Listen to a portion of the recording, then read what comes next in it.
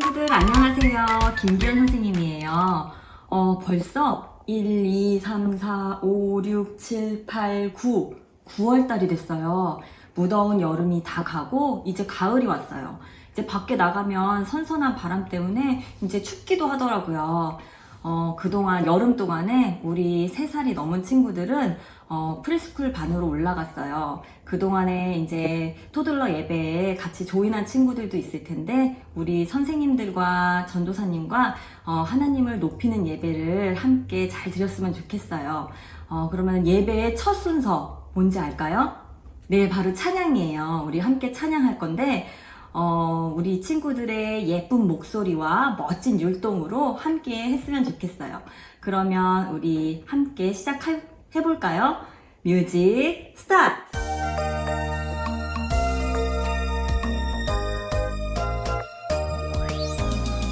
예수님의 사랑 신기하고 놀라워 예수님의 사랑 신기하고 놀라워 예수님의 사랑 신기하고 놀라워 크신 사랑 하늘 그보다 높고 바다 그보다 깊고 우주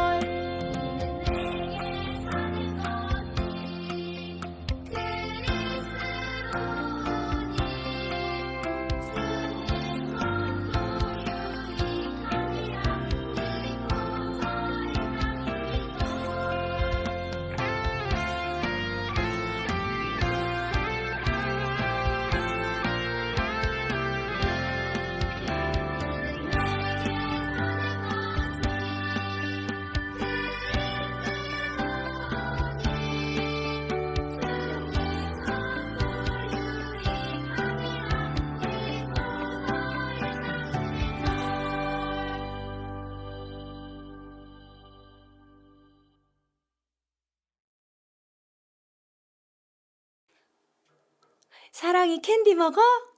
네, 엄마가 주셨어요. 너무 맛있어요. 캔디 먹으니까 그렇게 좋아? 네, 저는 캔디 먹을 때 너무너무 좋아요. 그래, 그렇구나. 오늘 바울은 감옥에 있어도 좋다고 하던데 뭐 때문에 좋았을까? 우리 성경 속으로 고고! 하나님은 성경을 통해 우리에게 말씀하세요. 하나님의 말씀은 모두 사실이에요.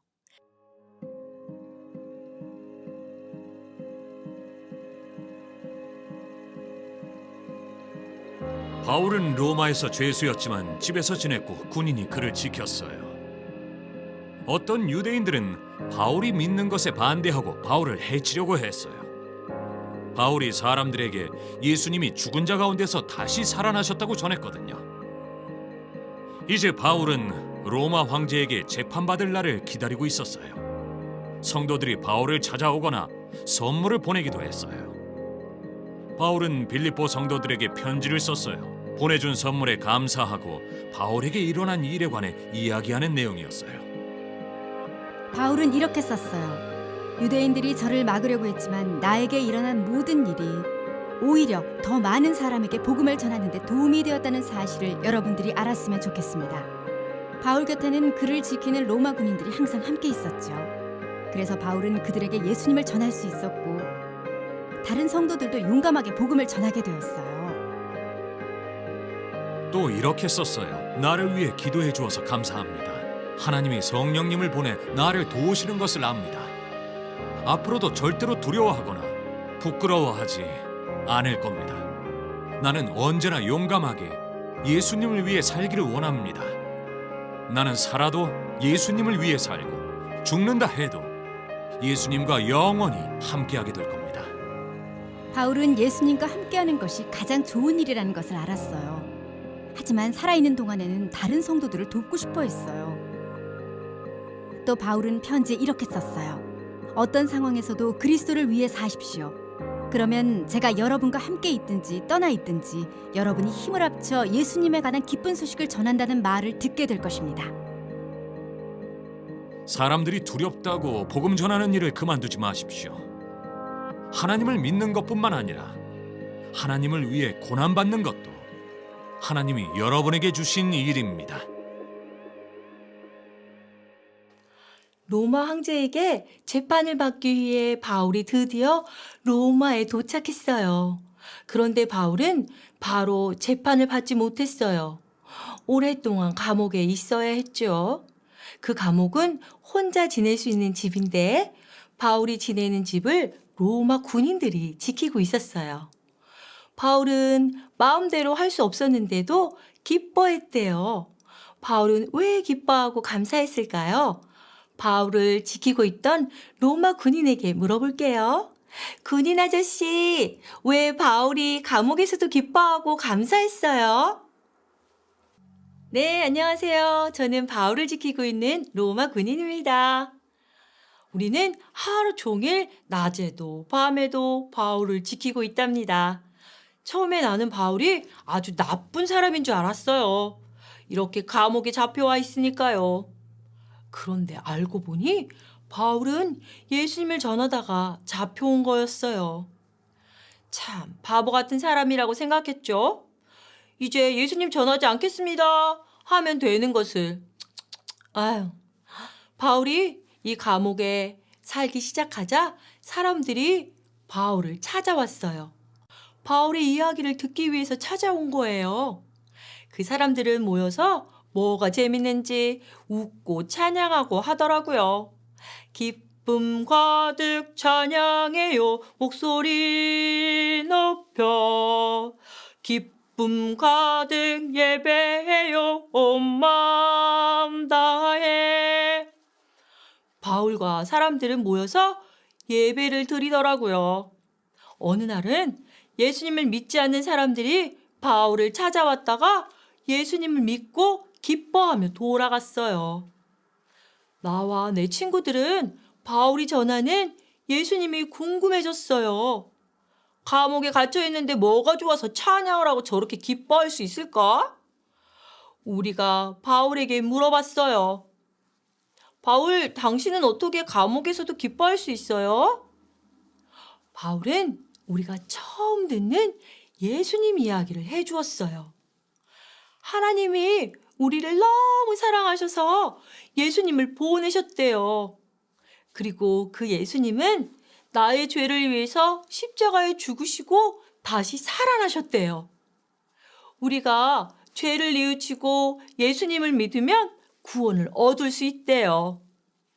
나와 내 친구들은 그 말씀을 듣는데 마음이 이상해졌어요. 글쎄, 하나님이 나를 사랑하신대요. 예수님이 나를 위해서 죽으셨대요.